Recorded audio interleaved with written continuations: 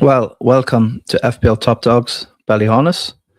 And this is a little bit of an emergency stream, mainly just to clear up a few where I'm coming from with this new strategy is beat Andy from Let's Talk. Of course, last game week went absolutely atrociously, 31, 36 points down on Andy with his bench boost in game week 1, and the Kuiper destroyed the whole. So that was the last episode. But nobody's copied anybody yet. And I'm going to be going through Andy's plans up to game week 6. But he is mooting a wild card in game week 2. So this sort of ploy was initially in game week 1 for me to go my own way. I went without Haaland. And if you look at his couple of teams that Andy had during the deadline stream last Friday, he was showing a 15, which was kind of random enough, and everyone knew that wasn't his team until right at the end. He showed his Haaland and Bruno team, and then last minute, last seconds, he decided to change it to a no Haaland team.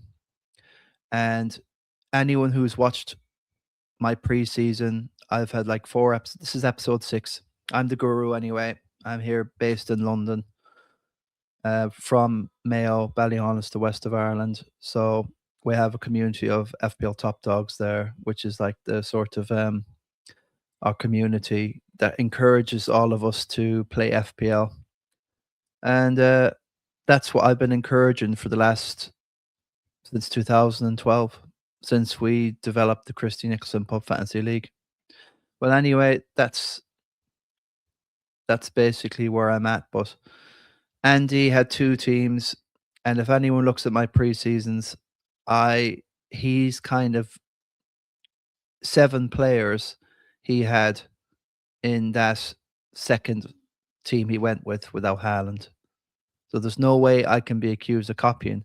Now the crack here is I was hoping to at least go until game week 5 when we have the 3-week international break coming back on October the 10th. So I was hoping to be ahead of Andy and then just have an easy, stress-free life. Wildcard into whatever he's wildcarding in and just chill, sit on him, and just kind of chill, have a few months of stress-free life. Because for me, it's not about the overall anymore. I'm not after an overall rank anymore. I'm after one place above Andy, wherever that is. If he finishes 5 million, I'm talking about 5 million, 4.99999 million. That's where I'm looking at. So I'm really taking the overall and all this out of it. I'm just basically, you can count on Andy or Harry or Praz or whoever, Raptor, and I suppose Gary from FPL Pubcast. He gets top 100Ks. You can guarantee on these guys to get you a sub 1 million rank, and I can't get it. I've lost my rank since COVID, since 2021. I've just been in the wilderness. I've been in the Sagetten land.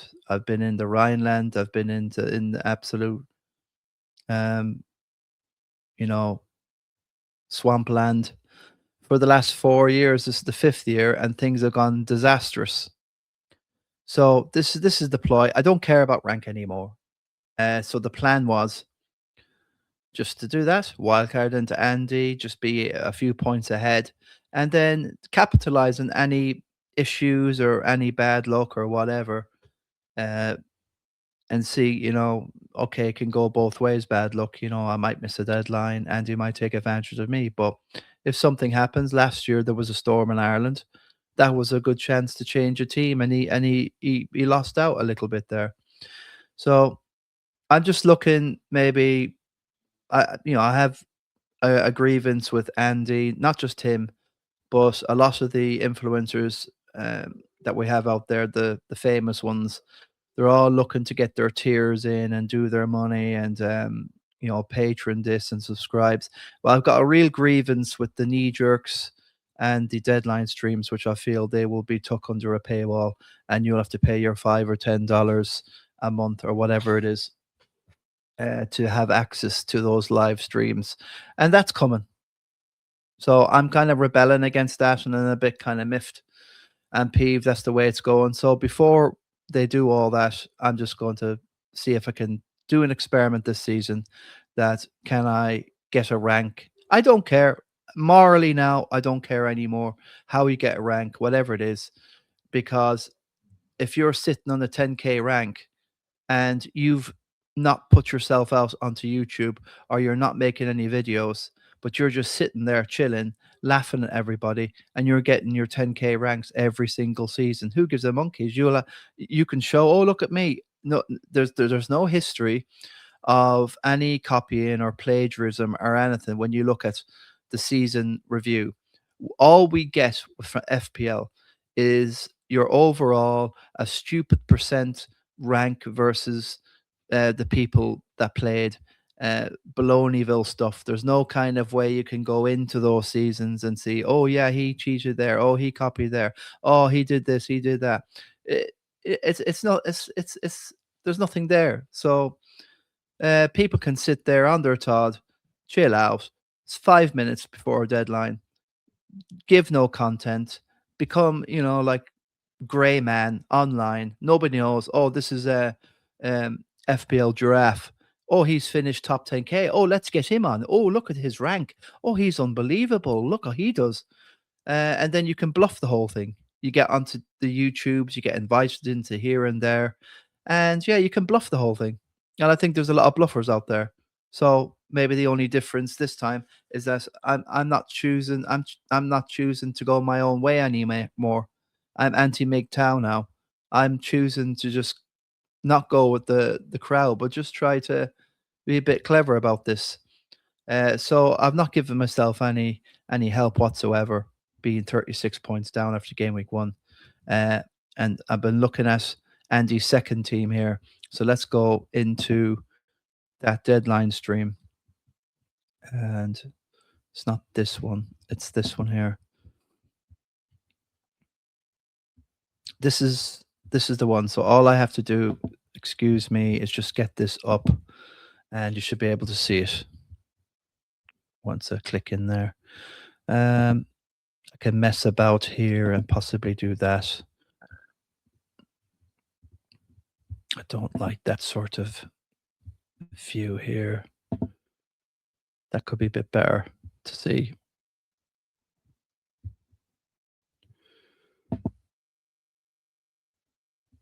Now the whole thing's gone. Damn.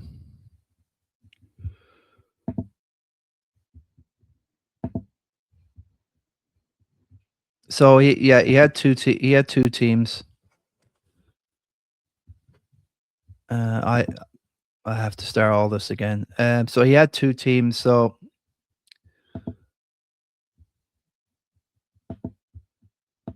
the main thing about this episode is this is like a profile of how I'm going to be viewing or tackling FPL this year.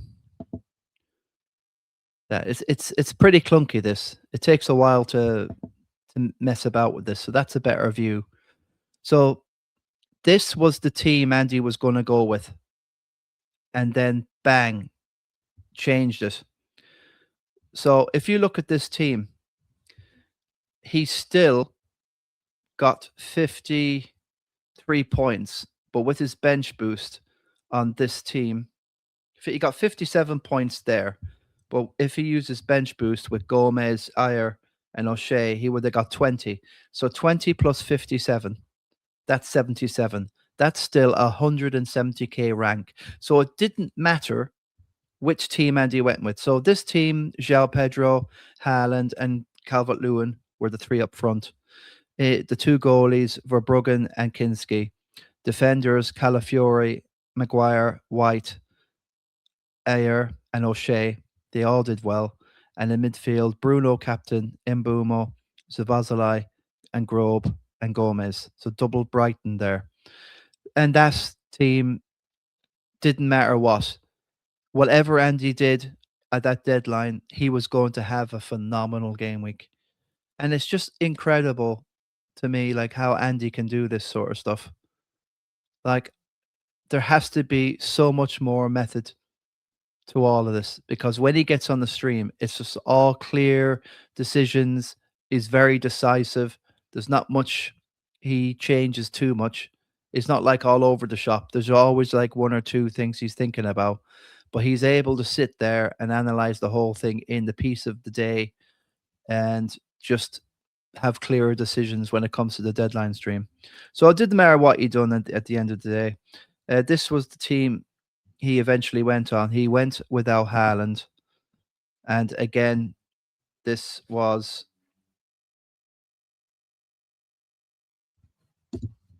I better get rid of that. Well, that um, silence it and play it then. So the second team anyway. Let's have a look. That's the second team. That's the second team he went right on, and that's the 24-point bench boost, and that's the 53. So that's 57. That's 77 all out. So from there, looking at this, he's only had Semenyo. I had Ballard. Um I had Lemons in there instead. Like my team was very similar. I should really quickly. Well, I can nearly rhyme it off. I had Bruno and Bumo, Zavazalai. I didn't have these two, Semenyo or Tavalis. I had Lafi, didn't I? And I had yeah, I had Ballard. He had him on the bench boost a 0. It is very similar. I had Isaac, I had João Pedro, but I didn't have the Kuiper. That was a big thing. So it really is maddening to think like the fine, tiny differences. Like they absolutely make or break a game week. So let's share the other thing going on here. So I'll share this tab now, and this is the planner, all based on Andy's team. So this is what Andy's looking to go in on for game week 2 in his last stream he did about 5 or 6 hours ago. So he's going to have Rhea and Cavalier, or sorry, Calafiori and Tavalis, triple Arsenal against Villa, Semenyo and Bruno, captain, Savazalai, and Isak, João Pedro up front. He might play DCL. He was thinking about dropping Tavalis. So that's not too bad. So this is what he was going through today. And game week 3, he's looking at just having Haaland up front, but he could drop Williams to put on Calvert-Lewin. But this is all in a way hearsay. This is this sort of plans game week 4.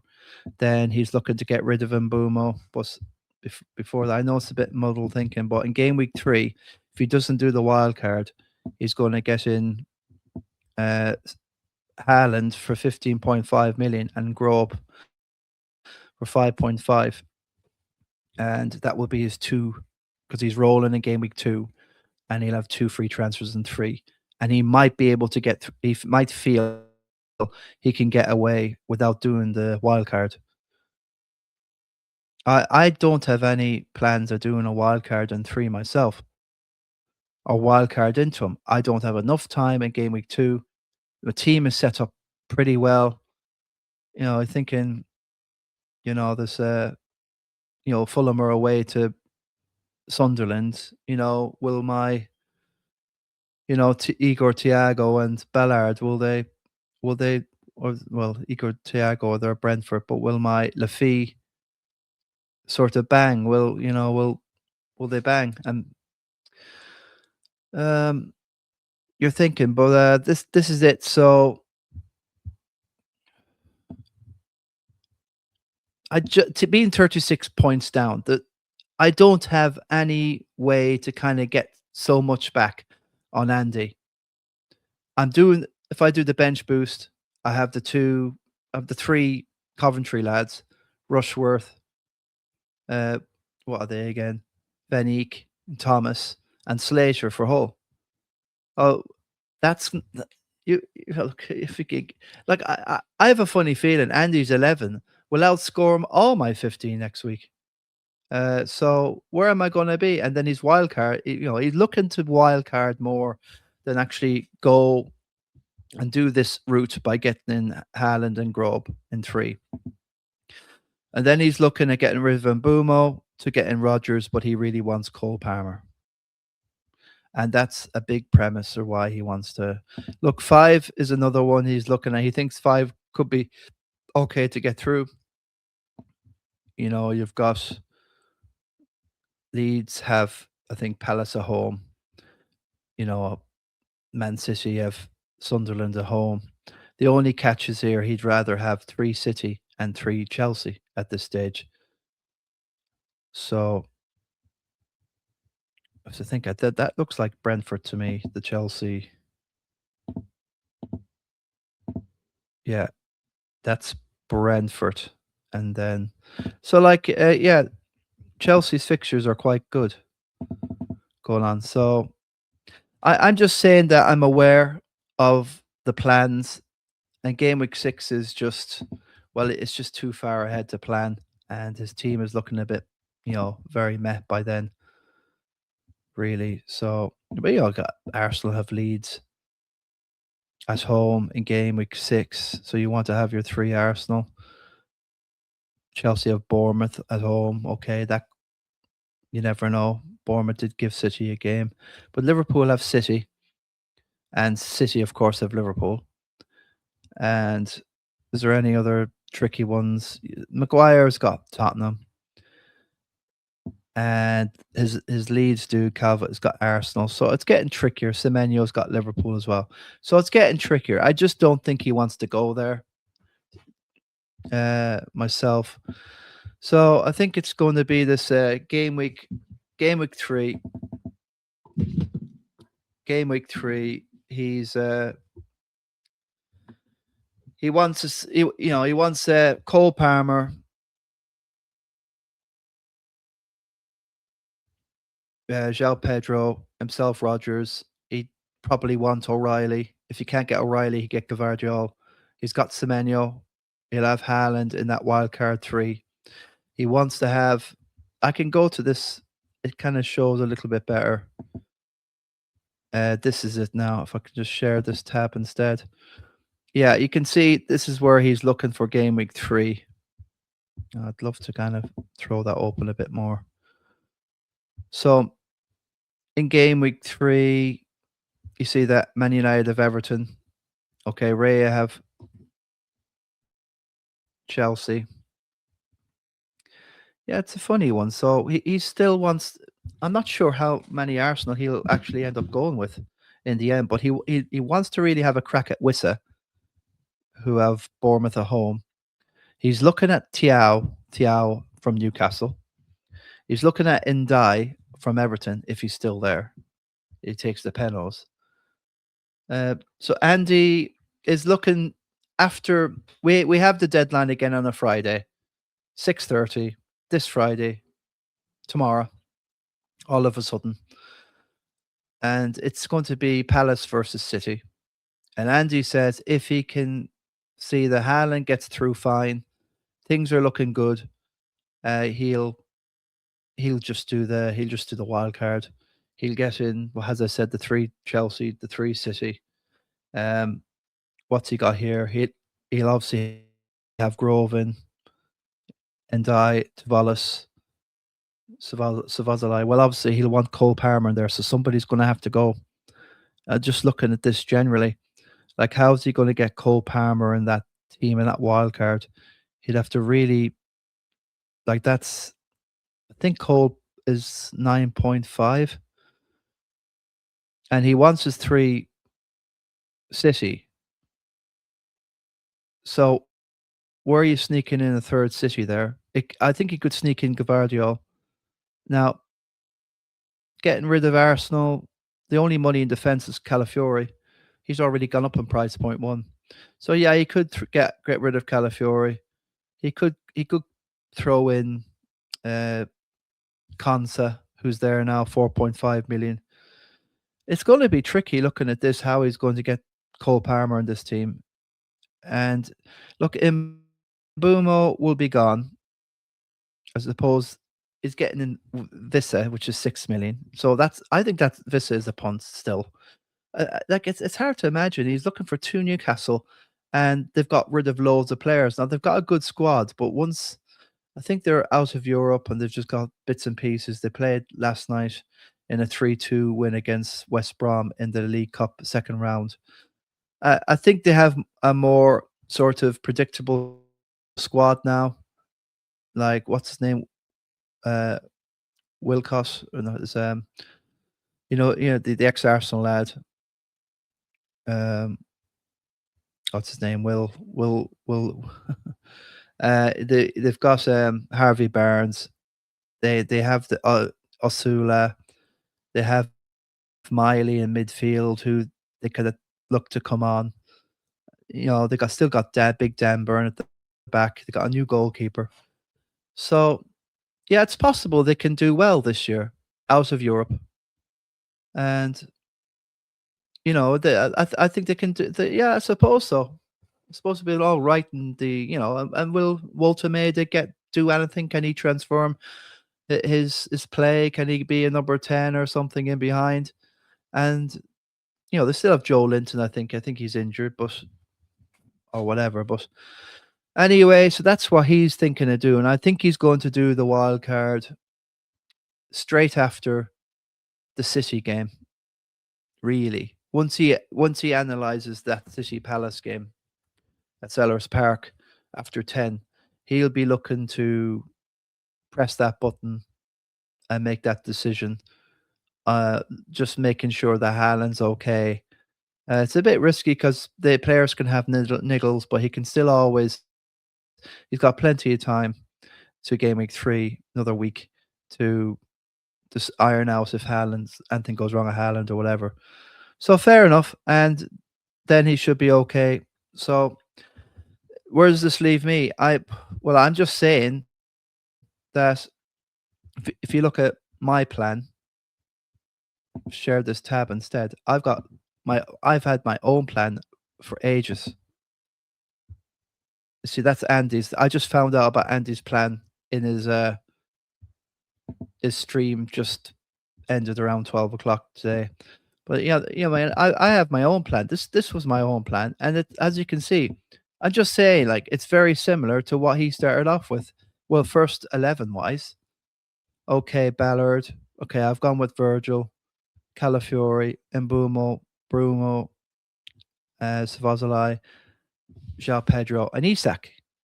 And I did all that before, because there was no way I could have copied Andy 2 or 5 minutes before the deadline when I made a draft like this on my plan. And I haven't, I had a few drafts before that in preseason, but this is what I kind of really settled on the few days before we got to the deadline. And I was always thinking about a game week 2. So we're always going to diverge, because I had always in my head to attack that Coventry whole fixture. So there's no doubt that I haven't, there's no way, I just better emphasize this, but remove. There's just no way that I can be accused of anything yet, or copying or whatever, because the whole strategy was try and get ahead of this guy by game week 5 or whenever he wildcards, and then sit on them. I think that's fine. That's just, I wanted to do most of the heavy lifting before he wildcarded. Take a few chances, go without Haaland, but he drops the Haaland Bruno strategy just like that. And as it turned out, it wouldn't have mattered. He still got 77 points. But you know what I mean? There's no way that anyone could have preempted that. And there's no way you could have devised anything or any plan or copy, whatever, before the deadline. And then you run the risk of it crashing. So no one's going to do that. So that was my bus team generally at that beginning. So we'll go back to the plan and I have to add it into the stage. It I do find it a little bit clunky, this, I have to admit. And now I can't change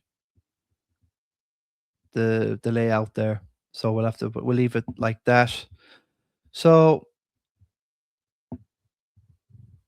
yeah, so that's it. So I'll do my bench boosts in this game week 2. I'll stick to the plan, see where I am. Looks like he's going to do his wild card. I probably won't. I'll probably try and get this game week done and dusted in game week. Now the thing is, right? He'll have the 3 Chelsea. I'll only have 1. He'll find a way to get Cole Palmer and Rodgers in that team. I don't know how he's going to be able to do it. And then get O'Reilly or Gavardiol in that team. He's going to have to compromise massively. And I think the only way he can do that is I think he'll keep the Kuiper because he's 4.6 now, but he'll have to make decisions on that bench and probably get a bench like what I have now with all the cheapo Coventries and spend so little on that bench so that he can make that money for the 3 Chelsea. I suppose you could get Sanchez as a goalkeeper. Lacroix looks like he's a diamond. Did he score? And he's got a clean sheet. So did he get a clean sheet against Chelsea? I can't remember. Fulham scored twice, didn't they? So they won 3. Yeah, so he done well. Lacroix still doing his same old tricks that he did for Palace last season. So yeah, he's not going backwards. He's going to be quality. So I think Andy will go to a sort of baloney bench price-wise anyway, so he can fit in his O'Reilly or Gavardiol and then the Rodgers and Palmer, and he'll just say, "I'd like to save the wild card further down the line." And I was thinking about Andy from FPL Nightmare, Andrew, the Newcastle lad, very nice guy. I really like his stuff now. He's the only one I did watch. I watched a bit of FPL content and only from him.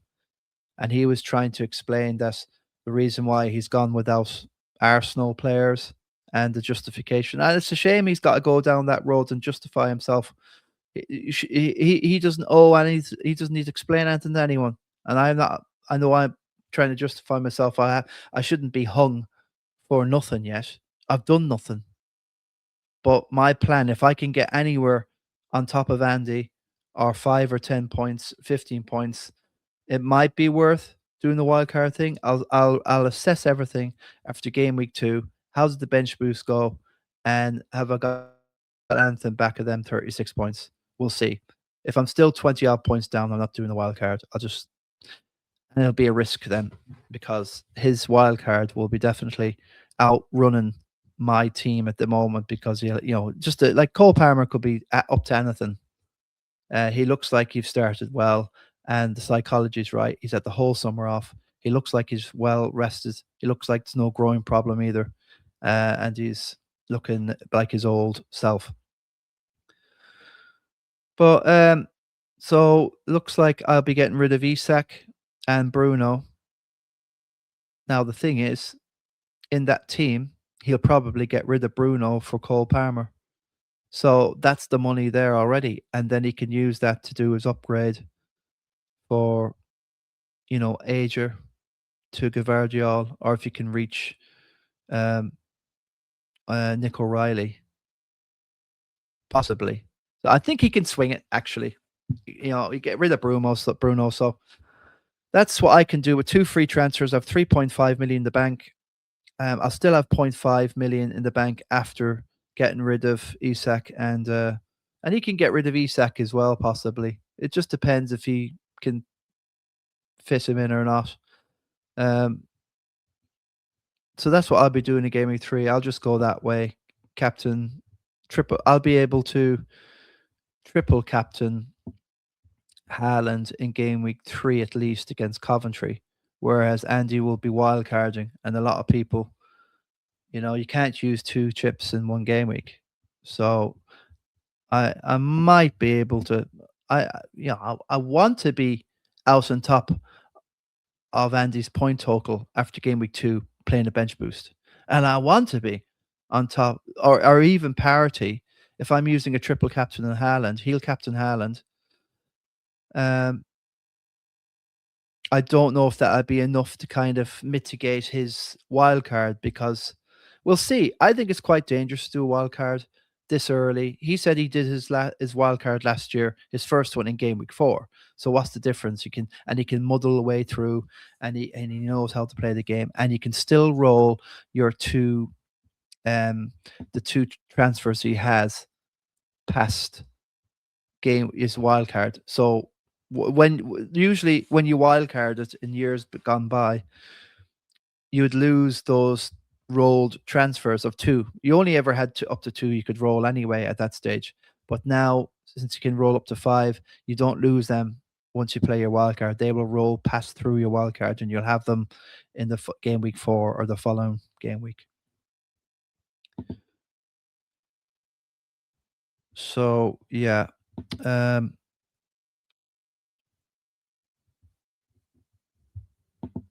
So where I lost the tab that I'm looking at. That's the plan. Yeah. So yeah, I'm just going to emphasize definitely that I've done nothing wrong yet. I shouldn't be getting any dog's abuse or whatever, but this is more like an experimental season for me, really. I want to see if this is possible. Can I do this ploy? Can I beat Andy? Forget about overall rank and just focus on what he's doing. And I did start. I've started off genuinely honest. I played it my way. This is the FPL planner. There's no way that I could have got any wind of what he was doing. This is game week 4. So I'm going to be getting rid of Mbumo for Morgan Rogers. Now in game week 3, of course, Andy will have, all his 3 Chelsea intact. But by this stage, I'll be able to get at least Morgan Rogers in there. And I'll still have 1 million in the bank, it says here. 1 million. So I can still mess about. I think going forward, I've been very patient, a lot more patient. I wanted to pull that wild card a million times, especially after Thiago missing the penalty against Spurs. I wanted to pull it after going through the trauma, the whole defeat, and watching Bruno just nowhere. He was like invisible. I didn't know. I couldn't tell. I couldn't tell the difference between him and Tillemans. I didn't know who was playing where. When Tillemans had it, I thought Bruno had it. The two of them were just playing the same position, uh, took up the same opportunities and cancelled each other out. And sure, they're not used to playing with each other. It's like 2 generals, but there's not enough. You know, there's like 2 chefs, we'll say, and there's not enough kitchen porters to carry out the instructions. So I'm very skeptical of United. So I have no problem getting off United and dropping them. But I went with this draft at the beginning because they wants to keep a good bit of Liverpool. And I have. Very happy. Savazalais took the penalty at the end. Will he keep them? But it's a good sign. I like Virgil. We'll see. Liverpool have good fixtures going forward. They got Fulham at home. They got Bournemouth. Now they have that City game, of course, which is tricky. But after that, this should be fine. So at this stage, Andy will have his wild card. He'll have the 3 against Hull. So it just seems to me he's always going to be a step or 2 ahead of me all the time. It was even a step or 2 ahead of me when he pulled that second team out without Haaland and went with it. And that's kind of neutered me an awful lot. And it's frustrating. Is there anything else to say? So he's 170k. What else have I got here?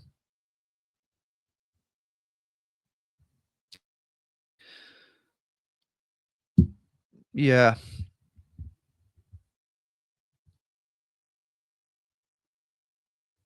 Yeah, he did explain how did he end up with the Kuiper in his team.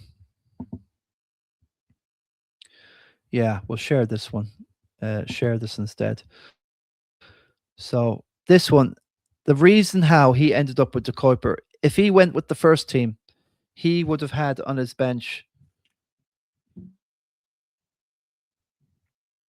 Kinski, Gomez, Ayer from Brentford or whatever, and O'Shea, which is 2 points, 6 points, 8 points, and 4 points respectively for a 20-point bench boost.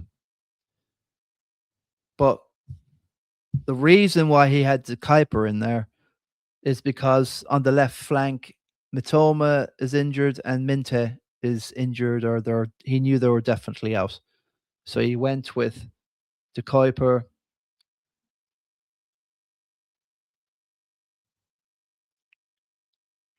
He would have had White and Ndai for Williams and Tavalis. So he ended up going with Williams here and Tavalis. But if he did go, he says that he's a bit miffed off because he could have had White and Ndai instead of these two. That works out. So that would have been plus 12.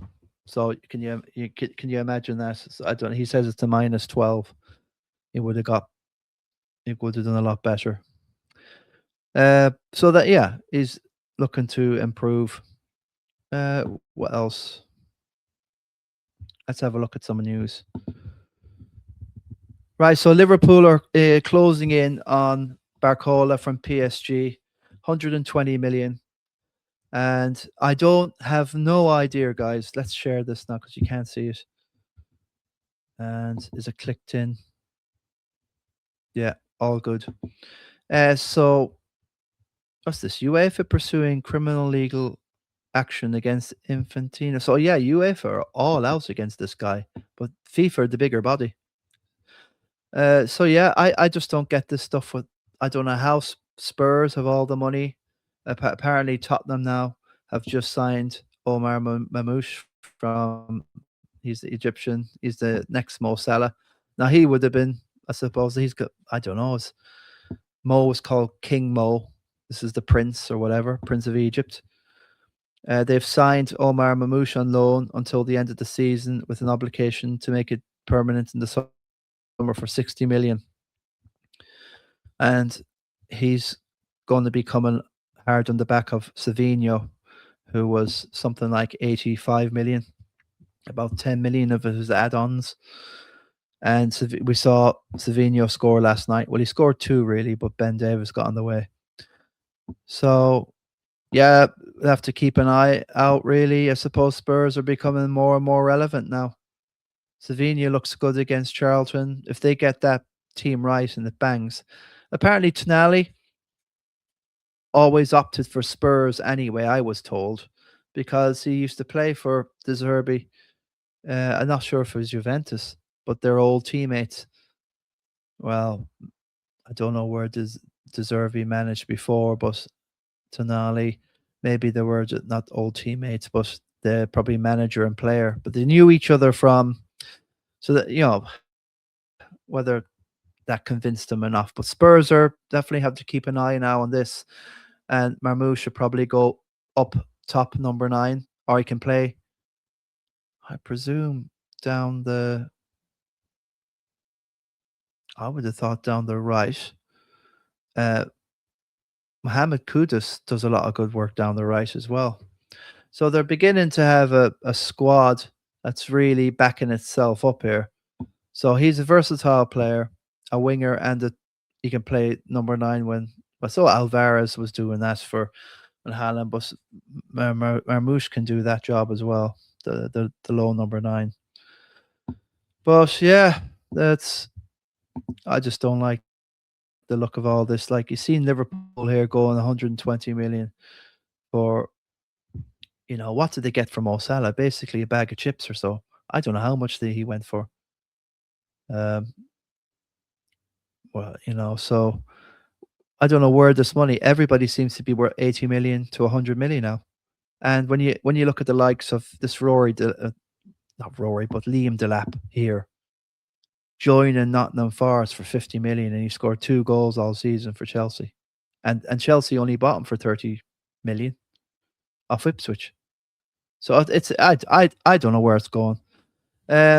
Florentina in talks with United, so Xerxes will be gone. United have nothing to sell. They've got no players. They can't get any money for anyone. So that's about Soya. Alvarez is still at Atletico Madrid. He wants to go to.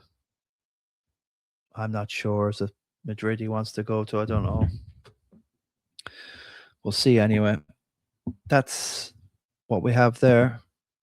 So a few interesting options there.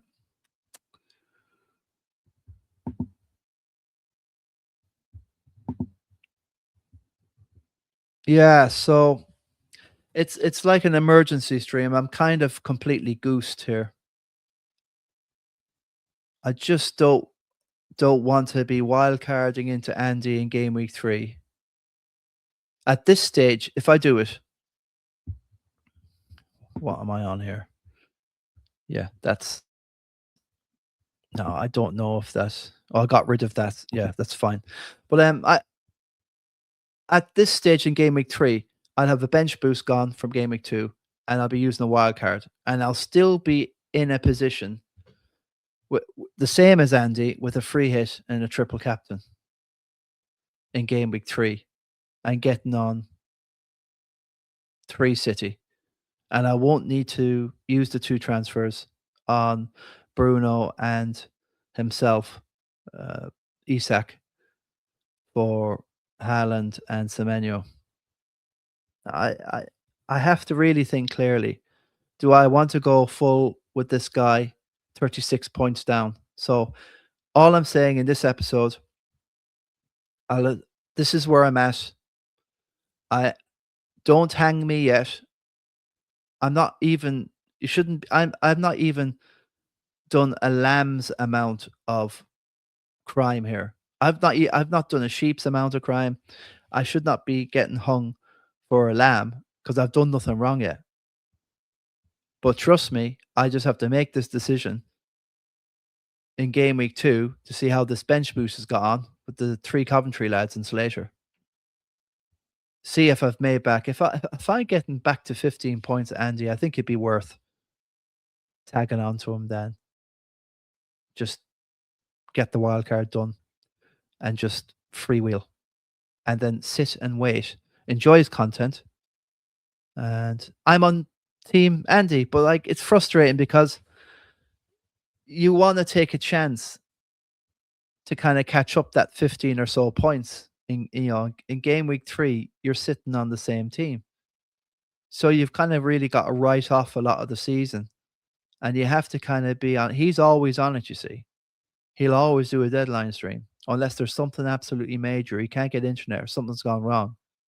If that's happened, then I have to pray he rolls. And I also want to test myself with patience and have a different style of gameplay now. It's going to be a more cynical and a more pragmatic and a more less engaged. Now, yes, doing content seems to be, oh yeah, you're a very engaged manager. But a lot of people out there are doing like, oh, I need to get a 66 or a 70 point average, whatever the average is to win FPL. I need to strive for that 66.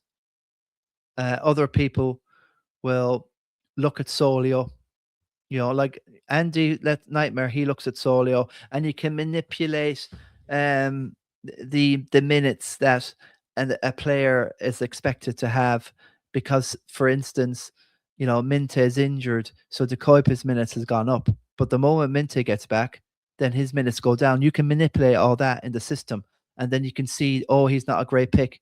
I don't want to go down that road because that's like inventing making the game more complicated. It's a simple game. All you got to do is sit there, keep an eye on the football, keep an eye on injury stuff, and have a gut feel about that player. But people now these days, they need to have proof. They need to have a computer. They need analysis. They need proof. They need statistics. They need all this and that. And then they'll make, oh, I'll make the decision on that.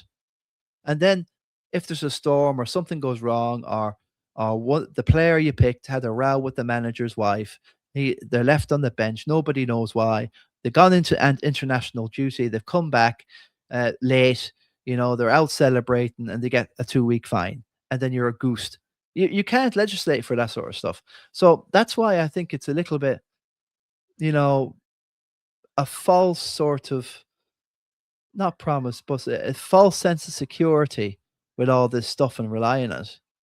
And it's not just that, like, um, you got FPL review. All you can simply do is sit there. Now, instead of Andy, I could just go to FPL review like most of you do, and just press yeah, I could do it. But this way, I have a personal issue that I want to beat this guy. He knows who he is, and it's going to happen. And I'm done, man. I'm done. And this is the way I'm going to do it. This is an experiment season. Guru versus Andy from Let's Talk, and this is an all seasoner. And I swear, if I do finish above Andy, I'm going to be a top 10, minimum 800k player. No way going to be outside top 100k. And not many people can do this because they haven't got the patience. They can't sit in their hands. They just want to be more active. I can do that. I want to do that. I want to sit on my hands. I don't want to make decisions anymore. I've made a concerted choice that somebody else make the decisions. I'm just going to sit on you because you make a decision, it goes wrong, you beat yourself up. I'm the type that I beat myself up when I get stuff wrong. And it's not even my fault. It could be like, yeah, as I said, the player slept with another player's wife. It's happened in the past. And then they're left out for a month.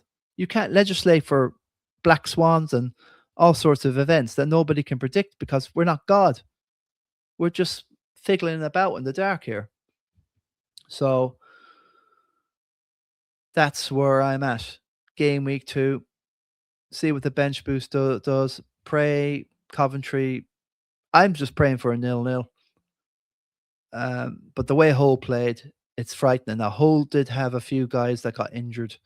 They definitely looked a bit leggy towards the end of the game. United came back more into it. So they might have, look, McBurney just was on fire. They were like possessed. Newly promoted team, the effervescence, the excitement, it just all bubbled away. And all the talk in the media that they're going to have the lowest point total the whole season, that just probably riled them all up. And that's a human thing. That's a human thing that we don't add into sport. We do all the statistics, but there's no statistic out there to say, oh, Hull also get an extra 0.5 expected goals because it's the first game of the season. It's the first time back, our Coventry back, since like 23 odd years or whatever it is. And there's nothing in that to take in the human factor. And the fact that we'll say an ex-player is coming back. Like, we all thought Maguire was going to get the bullet header against his old club Hull. It didn't happen. But a lot of people they're kind of dependent. I didn't go with it. I went with Le Mans, but you know what I mean? Like, a lot of ex-players will come back. It doesn't matter if who's in form or whatever, they're going to score. And we don't take into account a lot of this stuff. So we'll see in game week 2 how many can I claw anything back with Andy, and then game week 3 he'll do his wild card. There's no way I think he'll keep that wild card unless, as long as everything goes well, there's no injuries and everything looks fine, and there's no problem with Cole Palmer. He comes through the game fine. He'll pull that button tomorrow night after the City game. So he'll do the wild card, and then I have to make a decision.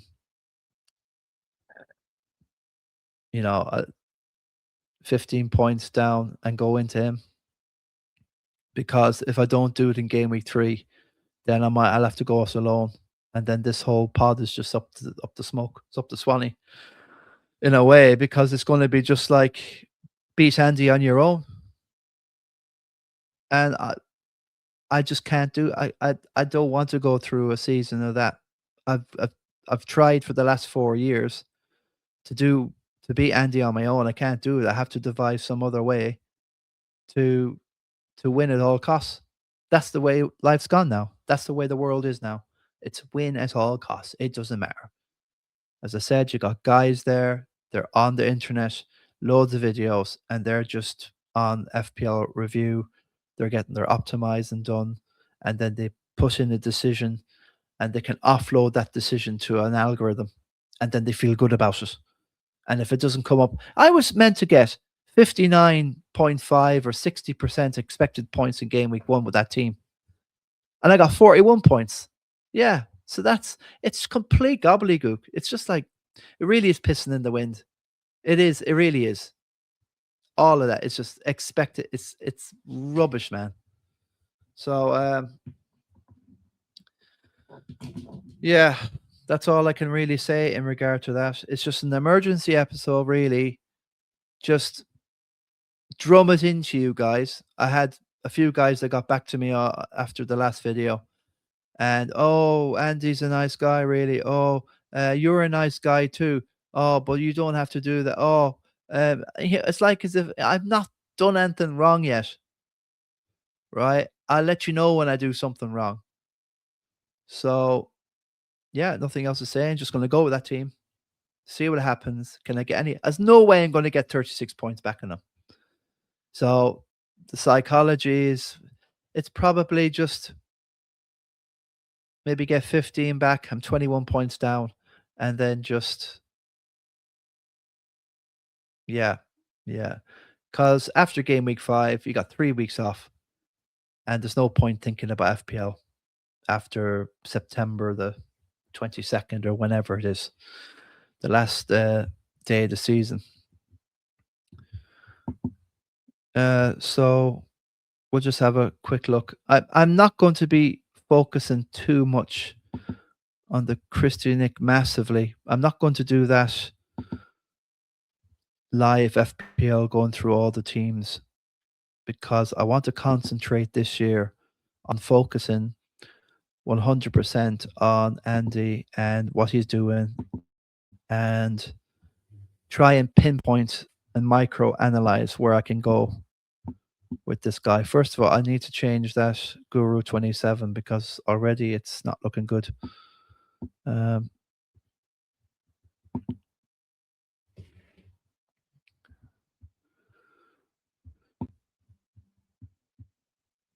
Yeah, so this is it anyway. So look, I'm very happy with that team. Like, it has to be, man. Come on. Like Forest now, they've lost twice to Leeds. Now, this is the human factor. They'll think they can go to Liverpool and take Liverpool on and say they got nothing to lose. And they have to do something because already Glasner is under a little bit of pressure. He got a few boos there the other night in the League Cup 2, second round. And they lost, I think it was, I don't know, was it 2-0, whatever it was. So anyways, lost his leads again. But with the 3 Liverpool, I'll assess it. Now, say if this team bangs, and yeah, Coventry do well, and the Liverpool lads do well, it's a 5-0. Okay, we'll see if Villa can pick up after that 5-0, 10 men down. But they've got Nicholas Jackson back, isn't he? If the ex-Chelsea lad that played for Bayern Munich, I think he only scored about 7 or 8 goals, but he done well to get that with Harry Kane there. So Nicholas Jackson is back, and he should be okay. He's a big lump up front. He got some experience anyway. Another year of development there in Germany, can't do him much wrong, so that might be okay. And they got Manzambi as well to get fit, so they got a few options, and still got that McGinn guy. So we'll see. We'll see what the Arsenal are going to win 2 or 3-0, maybe 3-1. So I do fancy that, but I'm happy to have Calafiori, and I'm not under any Gonzalez is always a worry. He just seems like he'll get an assist every game. So I'm just going to accept that. Odegaard, very interesting at 6.5. Look, I've got McPhee in there, but after game week 3, the fixtures go downward. So I don't want any of this Sunderland now with Arsenal and Man City coming up on the radar in 4 and 5. And yeah, so I'm not going to go chasing points. I'm just going to stick and twist more, and just see if these guys come through. And if it bangs, I might think to myself, well, I won't wildcard into Andy then. Maybe I should keep Isak for Ipswich away, because he mightn't have him.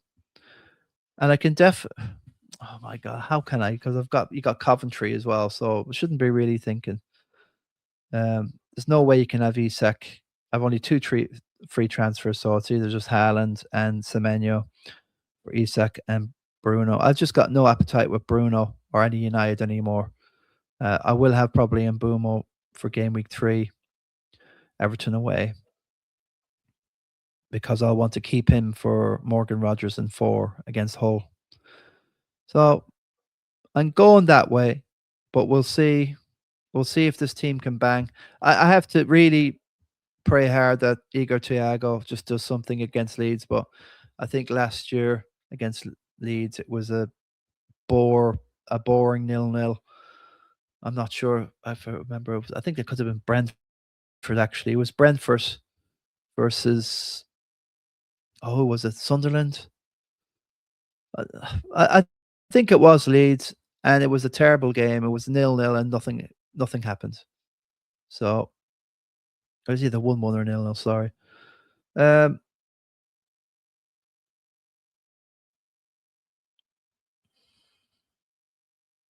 We'll see how this goes. Looks like 15 points, maybe 20 points down on Andy. We'll say at the worst 25. And what's the point in wildcarding into him in game week 3? No point. So if that's the case, I'll probably just look to what Andrew Nightmare is going to do, keeping his wildcard for game week 17 and keep the free hit in hand. And look, in game week 3, I'll just triple captain Haaland to kind of mitigate what Andy's doing with his wildcard. I think it's more like 60-40 that I won't be able to do the wildcard. I don't have enough time. I don't have enough time to get them. If Andy was doing his wildcard in even 4 or 5 or 6, or like after the international break, well, what was he saying? He can do his wildcard in 3, and he'll still have 2 transfers in 4. He'll have 3 in 5. He'll have 6. He'll have 4 transfers in 6, and he'll have 5 transfers in 7. So by game week 7, after the international break, once everyone comes back in 6, he can do a mini wildcard in 7 with 5 free transfers. Now that's if everything goes okay and Haaland doesn't, it's very, very up in the air and tricky. So yeah, I think I'm not going to be able to get enough time. He's just so clever. It's just typical of Andy. Always 2 or 3 steps ahead of me, even before. I just don't know how he does it.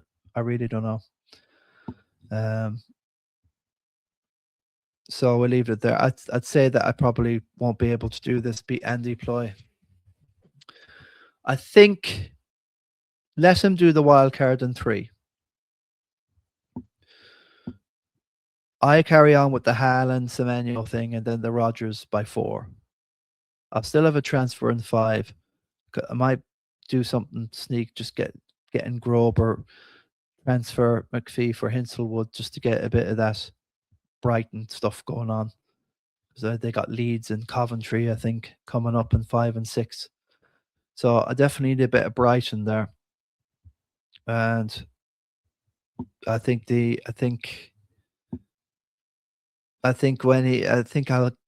I'll see where he's at and what he's doing. But the thing is, when you do a wild card and you have 3 against Hull Chelsea, Hull.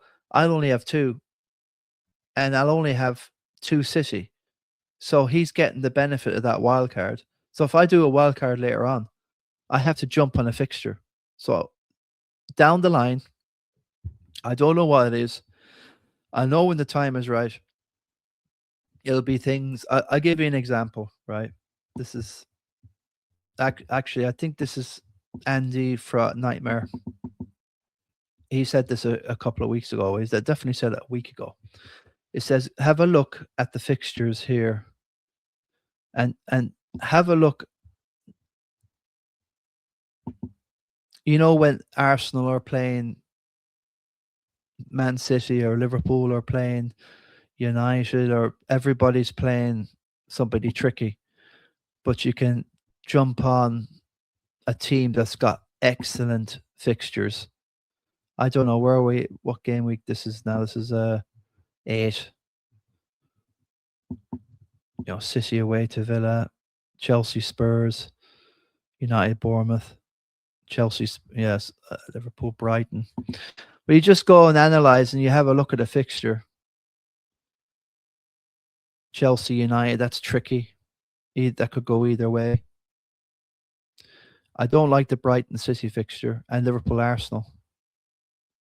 So this is the sort of contender what you're looking for. You're looking for where you can jump on, you know, a wild card somewhere. You just look at somebody's team so you can just. I think that's really I wouldn't want to use the free hit just to get through a bad game week for your wildcard team, because then the following week they're fine. It's just that game week in between. That's what he was thinking about later on in 17. So yeah, I'll have to look and devise somewhere down the line. I'll have to have a look at. Well, we should know, right, by game week 9, 10. Definitely by 16, which of the 3 promoted teams are absolutely struggling like hell, and where have they ran out of breath? It could be Sunderland this year because of Europe. You know, Brentford don't have Europe, so they should be good to go. They are. And which of the promoted teams are the ones to jump on? And then you can maybe drill down on, like, what's here? Well, Hull versus Ipswich. You're not going to jump or drill down on that, but that's all I can sort of try and look. Arsenal of Hull, right? So game week 10, I could do a wild card, get the 3 Arsenal I want in there. Spurs of Leeds. We don't know what sort of Spurs could be good by then, but still Ellen Road away. It's not. Yeah, there'll be something there. So I'll just have to kind of bide my time, be so very patient. But even at this stage, it looks like Andy is just that 2 or 3 steps ahead, and he doesn't even mean to do it. That's just like maddening as well. How in God's name is he able to? Something massive has to go wrong. That's the only way that this momentum can flip.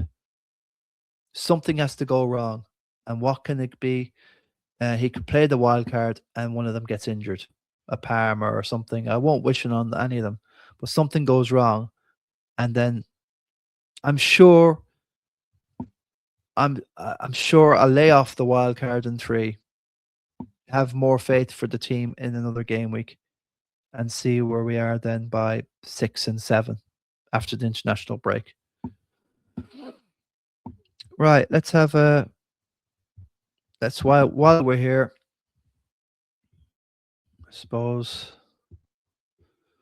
we'll have a look at the Christy Nicholson Pub Fancy League. 49th in the league at the moment. Make sure all this is okay. I haven't clicked it in. That's what happened the last time. Didn't click her in. So that's the team clicked in, and I go back to this. So 77 points, very, very good score from Fartasmondo. Des Smith or FPL Don't Panic Dude, 75 points.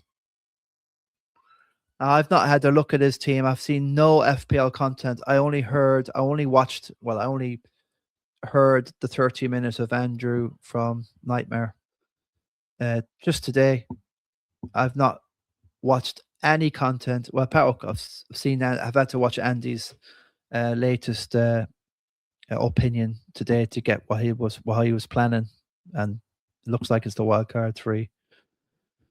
So he's done the bench boost. Yeah, Sangari is the massive one, 9, 10. So he will kind of say that's a good country trade. Okay, 12 points. A lot of people take Ballard's a bit of a bummer. I know how you feel, Des. But where did all the points come? Sangari is a massive win. Now he must be 5.6 now, because Andy was saying you can't get to him now for some reason. I think he's not a 5.5 million player anymore. He's a 5.6 player. Leeds coming up. So he's looking very good to go for a while for Brentford. And Bumo Tavalis, I know that Des was mooting over Tavalis, and he does like Dewsbury Hall as well. And Dewsbury Hall did get the goal, so that's probably will work out in the long run. I think you need at least 2. I think soon enough after Arsenal's tricky games, they got Chelsea coming up as well, and Villa away, which they might improve. And yeah, I think having 2 Arsenal's about right. João Pedro's fine, so for Bruggen standards, so he's done really well there, because that's a 63 points. He's looking for a 66-point average. This is the lad that does the. If you get 66 points average, you should get a top 10k. 67-point average will get you the win in FPL. So he's the road to 66. I'm the road to beating Andy. That's very kind of the 14 in there. You're just thinking there, how did he get to 63 points with just that team? And then you're looking, it all added up really. The defense was Muharovic was phenomenal. That was a good. Wasn't even a punch really. With his bicycle kick in preseason, that swayed a lot of people, but he should be good for DEFCON. But looking at this, he didn't get the DEFCON. Like, what happened in that Leeds game? I thought that he was a dead cert. Looking at this, Stack is the man, Ampadu, yeah, Bial, Justin, and that's it. 7 only for Muharemovic. Sorry, Tarek Muharemovic. Rodan, very hit and miss with DEFCON. So Ampadu's your guarantee, and Stack. Murillo 14. So yeah, it's not a complete free for all with DC. I see. So that's Desi's. Okay, that's fair enough. Bruno, captaincy, they cancelled each other out, but Haaland definitely had the more impressive. He had a lot of chances. If he was a bit sharper, he would have put 2 or 3 away. So I am worried about Palace tomorrow night. I have to admit, if we can get away with that one, then all bets are off against Coventry at home. So it's a phenomenal start for Des.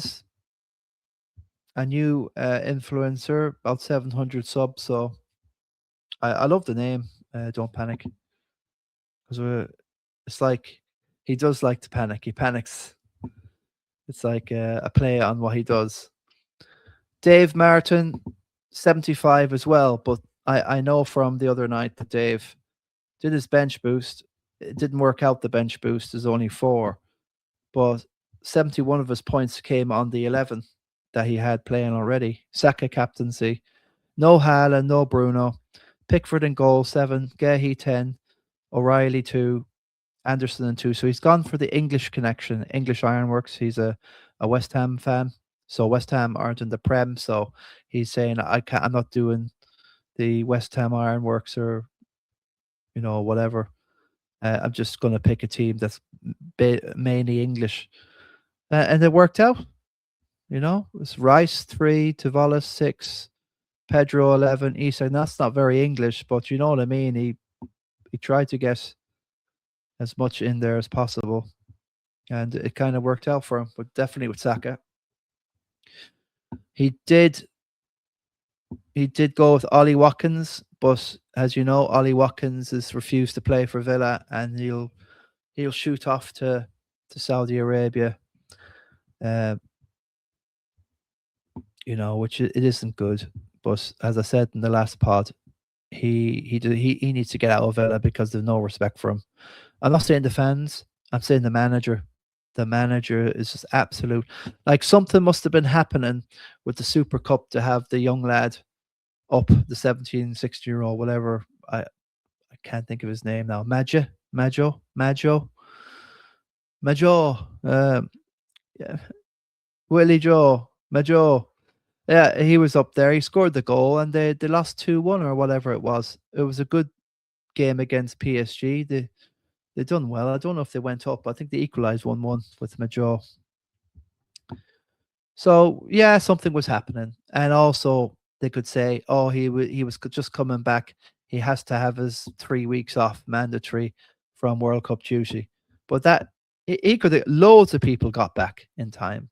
Loads of the PSG players got back for that game. So something was brewing. Ollie made a decision while he was away. I'm getting the hell out. I'm making the money. I'm 30 now. So good luck to him. I fully support him, and he still can play for England. Like Ivan Toney's been okay with it. He's seen Henderson as well go to Saudi, go and play in Belgium and all over the place. Well, Holland was it, and he still gets a good chance. So the door is still open for Ollie. So good luck to him. I'm glad he's out of Villa now. At least he can have a future. He's winning a Europa Cup. He's leaving in a high. I don't know what Villa are going to do in that Champions League. It's going to be hilarious. So that's Dave's team. So he done well. Rory Harford. No, I'm not going to go into it. So Rory Harford got a 75. Fergie Great Guns Walsh 73. I know he done something good. What was it again? Great Guns. Yeah, Odegaard. So I'm just highlighting. He done really well with Odegaard, captaining them the whole lot. Vice captain Bruno. So he's backed his own team, the Gooners. They've come through. And look at this guy, the whole lad. He must have been just a filler, but why would you put a filler in your bench boost? I'm sure he's played the bench boost, has he? No, he hasn't, has he? Oh, see, he's on the bench. So he's just a filler, really. But then you got Calvert-Lewin there on the bench, and there's no bench boost. I think roughly that adds up to 73. So that would have been that wouldn't have been a bad bench boost, a 16-pointer. That would have been really good. So that could have been an 89, a bit like Andy not having his Ndai. Not having his Ndai and White, Ben White. So yeah, so Rodgers, Bruno, Odegaard, captain, Mbumo, Semenyo. That looks like a really good team. Havertz is back in his Arsenal. A lot of points from Arsenal, like 31, 37 points just on Arsenal alone. He's had a dream of a game week back in his own club. That's the beauty about FPL. You can really go all out. He's done really well with the English connection with Pickford and O'Reilly. He's done really well to spend 5.5 there. Not many people are doing that. And he's got Doven there, just plonked away, has just a filler. So it's Pickford or bust, but he should have plenty of games. He doesn't get injured. So yeah, that's very good and interesting team. Looking at that, there's no way he's just picked or plunked that team out. That's a team based on his own DNA. So great stuff, Fergie. Could be your year. Could be your year. Dara Hunt to 72. What did Dara do? I have to keep an eye on the battery here, and I don't want. It's 6 o'clock now. The Irish RM is on now, so I can't miss that. 72 points. João Pedro 11. Was there a bench boost? No. Very good score. Hinselwood and De Kuiper absolutely went great guns there. 33 points alone. O'Reilly, Shaw, Calafiori, number 9. This is Dara Hunt's very good team. Bruno captained, Savazolai and Bumo.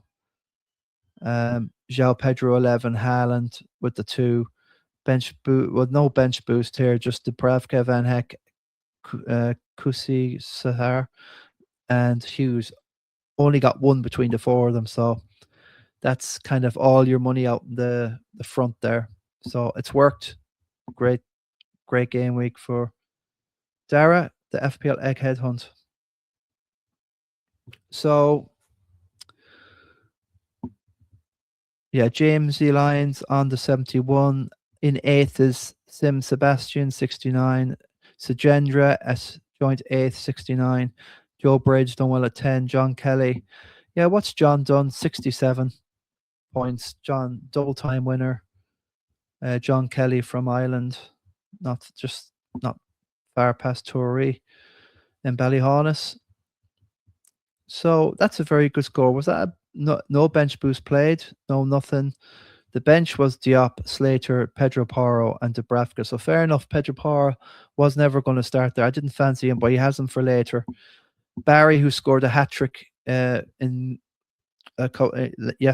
night away to Preston, 8 points, and he did score in the Prem, so he's a form player.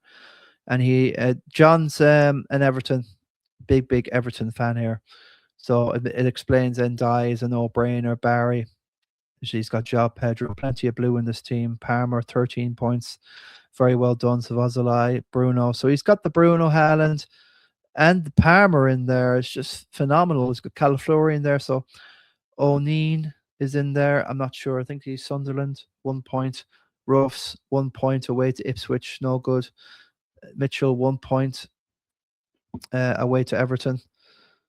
So 1 or 2 picks. I wouldn't have had Crystal Palace Mitchell playing against a team that you want to go against, if you know what I mean. The small little thing. He could have got in Concert, Ayer, or somebody. I know Concert wouldn't have got many points, but do you know what I mean? Like he could have definitely got Ayer in there for 4.5. That was easy money. Or the other guy, Hume, as well. Could have went in there, 4.5. 67 points. Good stuff from John. Let's see if anyone else. 787k. So rank doesn't mean anything at the minute. Yeah, we did go into Ivan DeMello's team. Good friend of mine. We were out gigging, and we were out in the Royal Albert Hall where I was working the other day, Friday night. Had a beer around Notting Hill Gate, which was nice. Kinski, Maguire, Calafiori, 9, Mascara, double Arsenal with Tavalis in midfield. Quite a few points in there. Bruno Fernandes is vice. Savazolai. He's got Sangari in. So Sangari was the game week definer, and De Kuiper as well. Calvert-Lewin, Haaland captain, and João Pedro. I should have captained João Pedro. That's who he's telling me. I should have done João Pedro. But yeah, he's done. He has him anyway. 60% of the game have João, so or 65%, I think, at this stage. And then Dubravka, Grob, Williams, and Aina on the bench, which is fairly okay. That, yeah, he didn't play the bench boost, only 9 points there. So West Ham United is not pretty happy with West Ham losing to Charlton the other night in the Championship last Saturday. Well, we'll have to have a look at joining in anyway. I've only got 2 minutes. Irish RM is on any minute now. I think it's great TV. Yeah, I better change the channel anyway. Peter Bowles, the old Irish thing. Right. So let's have a look. Joey's team. What's Joey? Joey's gone for a bench boost 63. A little bit down on points. Yeah, I was thinking 6 for Verbruggen, 1 for Calvert-Lewin, 0 for Ballard, and Diop 2. Now, that team on the bench was exactly what Andy from Let's Talk had in his first draft that I showed you earlier on in the episode. And looking at this, now he's got Ndai. Team is It's not quite so because Andy had Maguire, Grobe. It's a very safe, templatey team. It's typical what Joey does anyway. So it's safe. It should be fine. Going forward, looks okay. And he's being touted for a move. So that's Joey's team. It's Mihajlovic is fine. Calafiori, Tavalla, and Mbumo. He's got the Haaland, Bruno thing going on. Grobe is fine. He should be fine for later game weeks. You can put him on the bench as well when they're away to Chelsea. And yeah. Again, this is possible. He doesn't need to do the double transfer in game week 3 anyway. Will he think of doing a wild card in game week 3 like Andy? That will be definitely something interesting. But looking at that team could definitely go and roll up for game week 5. I don't think this team is necessarily a team where you say, "Oh, I've got to get rid of it. I have to do a wild card," because of his bench. He can flick in here and there, and he's got that. Leeds have good fixtures. Everton look okay as well. So he's got a bit of everything. I'd always do like looking at Joey's teams.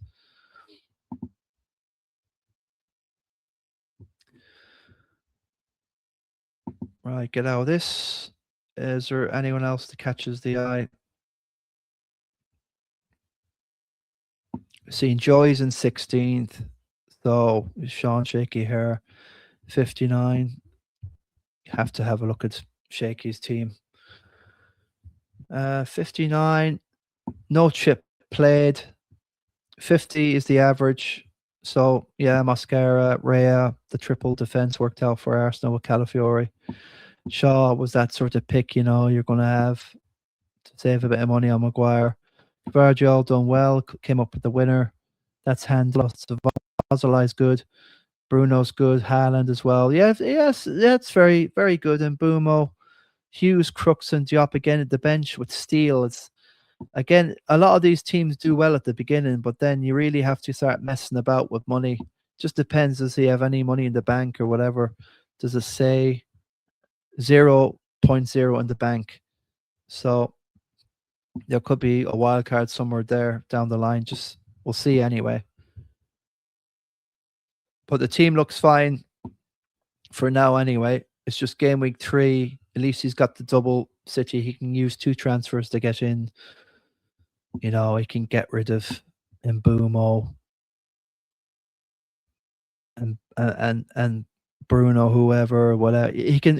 What I'm saying, he can get easily in Semenyo or somebody in to get the triple, and then look to see if he can work in Rodgers or something for Hull in game week 4.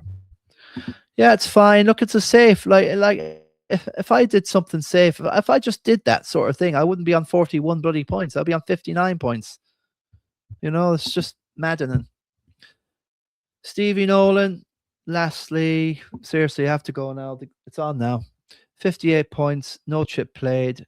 Rea, 6 points. Calafiori, Maguire 1, Jacquet 1. Getting a little bit of Liverpool in there for the future, I'd say. Grobe 2, Ndai 9, Mbumo 2, Bruno 2, Odegaard 11. Good call. Haaland 4. He was captain, and Pedro Porro 11. The bench for Bruggen, Kajogi, O'Shea, and Kusisari, which I think is very popular. And that's just 10 on this bench.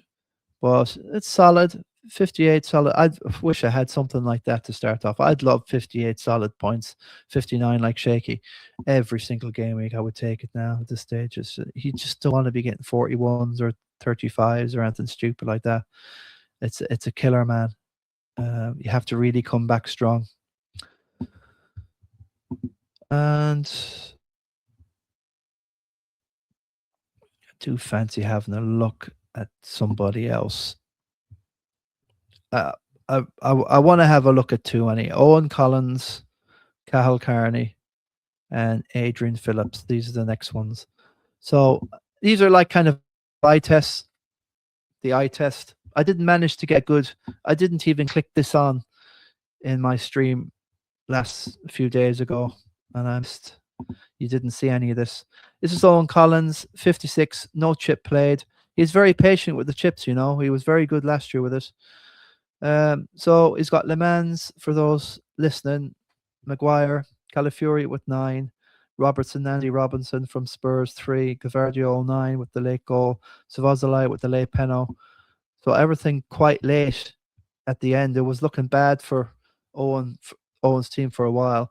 Grobe with 2, Bruno with 2, Vice, Tavalos 6, João Pedro 11, and Captain Haaland with 4. Dubravka, Broby, Xhaka with 9 points. O'Shea, I don't know how Xhaka got the. Did he get a? He's a midfielder. He got an assist. He got the DEFCON. So that's 3, 5, 7, 8. Fair, yeah. He got the bonus as well. So that's how he got up to 9. Yeah, underrated player. That's who had that last year? Kieran McDermott. Mad on Xhaka and Henderson last year. Absolutely bullying on the two of them. Actually, I want to go and see if I can find Kieran, if Kieran McDermott's in it this year. But that's Owen's team. Looks good. He's got a bit on the bench. I like it. That could have been, that could have been a decent bench boost if he could have worked the goalkeeper position, but with another 4.5. But it's very hard to get that 0.5, so he left it 59, 2.6 million. Next, we'll go for Cattle Carney with a 53. Again, all these are 12 points ahead of me, what I got.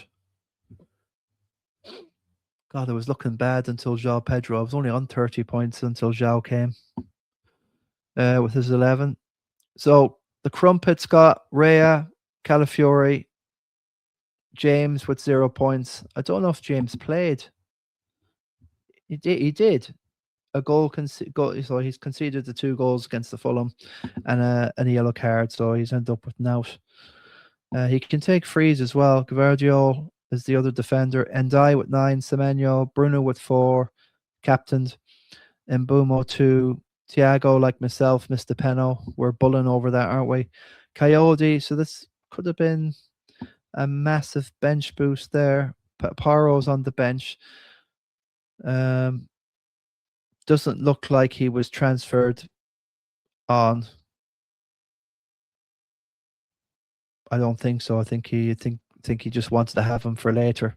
He is a great option. He'll surprise a lot of people. He might be in Andy's draft in game week 3 for his wild card. That's the sort of thing that Andy from Let's Talk will throw in, a Pedro Paro, to throw us all off. Coyote, I won't be able to get to a Paro unless a wild card. Coyote with 13 points, Vazalai on the bench at 8. So I don't know. That's a bit of a frustration. That was definitely, for me, because we weren't sure if Pedro Paro would play. So I think that was a bench boost, really. And if that's the case, look, I don't know if you'd have Vazalai on the bench here. I know it's away to Newcastle, so you could, I'll just drop him here. 13, so that's 21, 27, and the 0. So that's 27 points on the bench. That could have been an 80. It's just a bummer, man. FPL just does your head in, man. It really does. It really does.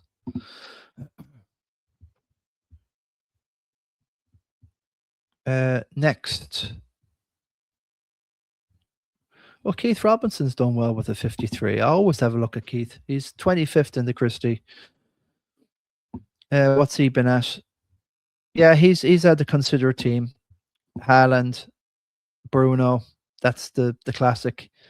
Verbruggen, Van de Ven, Dowell from Hull, and Shepherd from Coventry on the bench. So that's a bench that is just getting your team out, maximizing your 11. Emerson now, that's very interesting, from Ipswich. He has him here. Maybe Van de Ven was subbed in and Emerson came on. I don't know. But his top 3 is Havertz at 6, Emerson at 9 for Ipswich, Haaland captain with 4. Midfield, Bruno with 2, Tavalis with 6, and Mbumo with 2. And the 4 defenders, Calafiori 9, Gavardio 9, Senesi 3, and Maguire 1, and Kinski with 2. 57 points. So going forward, there's not a lot of wiggle room, and 0.0 in the bank as well. So it's fine. It's okay for now, but you need to keep an eye on that team. And, can you rely on the Emerson's Ipswich is supposed to be playing Van de Ven there? Maybe he needed an extra week off. But it's good to know you've got an Ipswich in there that can come on and do something off the bench. So it might be too bad. And obviously, we all know Keith is a number 9, and he knows his strikers. So good. I've missed 10 minutes of this Irish RM. I have to click back into this. I have to do this.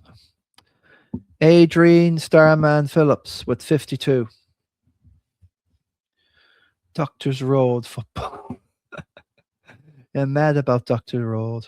I think Doctor's Road, they play in Kilkenny colours, the Cats, black and amber stripes.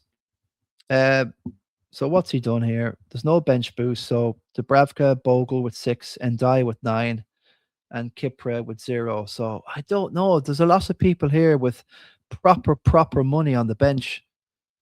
Well, not recently, but a few of you have got proper money on the bench and not doing bench boosts. So João Pedro 11, Cavalo at 1, Haaland captain at 4. Starman's got Tavalis, Savazolai, and Bruno. So that's like very template midfield. We're getting to see this. And also Hume was very mooted. Calafiori is a must. Shaw was mooted if you can't get to Maguire. For Bruggen and Dubravka, I suppose, fair enough. Dubravka's in there for money reasons. You don't want to pay the 4.5 for a rotational goalkeeper. For Bruggen will play all the games. So it's just a safe pick anyway.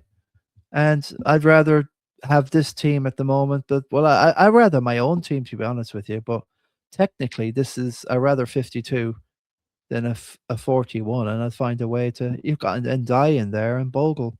That's money. That's money, man. That's points. So I'd rather play those guys if I can. So there's a wiggle room in here.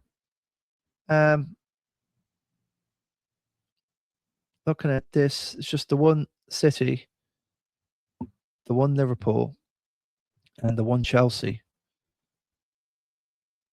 So you got the 3 United, which was a real downer. So I know how you feel. That's why a lot of people are in them 50s and high 40s because it's because of United. They jacked us. They threw us under the bus there, up at Hull. And I think the last one we'll have a look at. I don't care now. Morgan Lyons, 35 in the Christie. He got 48. Niall Richardson with a 46. Donald O'Brien. I think it'd be good to have. I got Mark Phillips with a 43. So he knows how I feel. He did say in the WhatsApp group, the Oracle said, our teams look kind of similar. Oh, God above. We got killed, didn't we, Mark? So let's have a look at Niler, the chip. Anyway, 46. His teams now are looking quite similar to what I would have done. So Bruno and Mbeumo, Tavalis, Gibbs White still needs. He's got an injury of sort now, so he must have come off, did he? I don't know what it is, but he's flagged. Lacroix, good stuff. He gets his goal, didn't he? Conceded 2. The bench is a bit funny. At least he's got Consa going forward. Arroyo from Liverpool, 1 point. Gokares, 0, didn't play. He probably was starting Gokares, but somebody came on instead. Brobbery and João Pedro captains. Good call, 22. That saved the game week because that was looking awful bad up to João and the captaincy. So the men's 1, O'Reilly 2, Lacroix 6, Ballard 0, Bruno 2, Mbeumo 2, Tavalis 6, Gibbs White 2, Estivio 1. Estivio probably came on for Gokares. He could be a bit of a wild card at Chelsea. He could bang in a game week here and there. Broby 2, and there's Zhao. So good stuff, Chip. To win just once, yeah, I know how you feel. But yeah, Nyler's getting better and better every year, you know. Definitely more consistent. Donal O'Brien, same Europa hopeful. Oh, never changes the name. 46. So Kelleher with 7, Maguire at 1, Calafiore 9, Roden 6. Bruno, captaincy, just the 2 points, so that's 4. Mbumo 2, Zavalas 8, Tavalis 6, Haaland 2, Thiago, missed penalty 0, and Calvert-Lewin 1. So it was looking really well. It's just none of the strikers banged. You have it. I'm just hoping Thiago just learns how to score. Last year, it was Bruno missing penalties. Now, he missed a few in mid-preseason already, but I got the Bruno missed penalty. I think I got both of them as well. So I'm always getting missed penalties at the beginning of the season. So I know you feel, so it's a bit of he's got the wrong Sangare, the Forest one, not the Brentford one, unfortunately. Diop in the bench and Van Eyck. So looking at this, it was either bench boost this game week, which he didn't do, which is just as well. And he's not set up for a bench boost next game week in game week 2. No way. So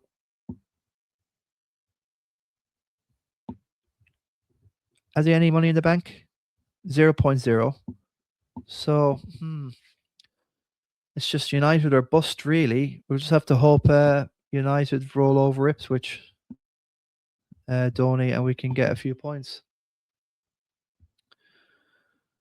Right. I always said there was only one for the road or whatever, but yeah, we have to finish up with the Oracle on 43.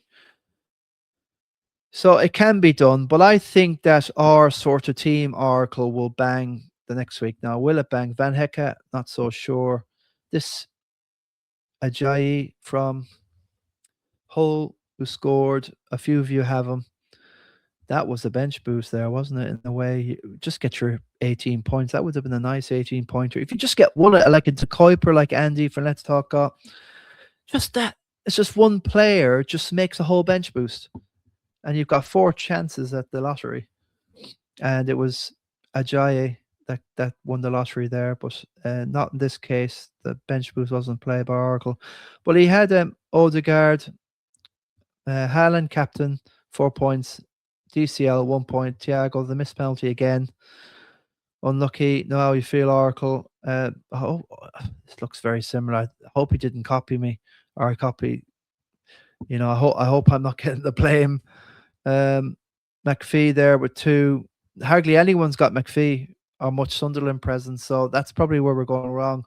Just going to have to see what they do against Leeds at home, and can they redeem themselves from the other day, losing out like 2-1 to Ipswich. Apparently, it was an even enough game, but just got that goal at the end. Sunderland had a couple of great chances in the first half. They should have scored from. They didn't. You don't take your chances in this game in the Prem. That's it. You're done. You will pay the consequences.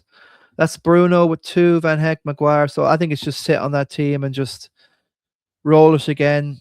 Next week, you've got the Bruno Haaland thing, and you're good to go. Well, actually, not really in. You know, you probably want to look at 2 more City. You'll have 2 transfers. And looking at this, the only way you can get triple City is getting rid of Bruno for Everton away. And like Bruno can do well against Everton away. So I'm not really chuffed myself having to get rid of Bruno and Isak for Ipswich away. So, you know, that can backfire. That can, you know, you get in Haaland and Isak gets 2, you know, it can be like a 0-sum game. But everyone's got Haaland and 14% of Isak. So you're actually, you know, like having Haaland in at least. I don't like to be down so many, 6.9 million or so, and I'm getting in Haaland and Semenyo where most of the game have them too. So what am I doing here? But I'll have to double think about this will I get all the Chelsea in? Will I get all the City in? And maybe one or two extra City or Chelsea will be enough to get a little bit back in that rank. But I just have to be very wary about chasing points, and I'm not doing it this year. Stick to the plan. So that's about it. Now, can't really do much more than that. I went into the other games, the King of the Travelers there, the other stream I did. This is all I wanted to say anyway, so we can get rid of this, and yeah, an hour and 40 minutes, a bumper episode. It's amazing how we can carry on rambling and talking. But hopefully now this is the mother of all explanation of what I'm trying to do. If you're willing, if you've stayed with me this long, you're a legend. Thank you very much. And I'll know for sure about the technique. Will to beat Andy, will it be wildcarding in game week 3 along with him?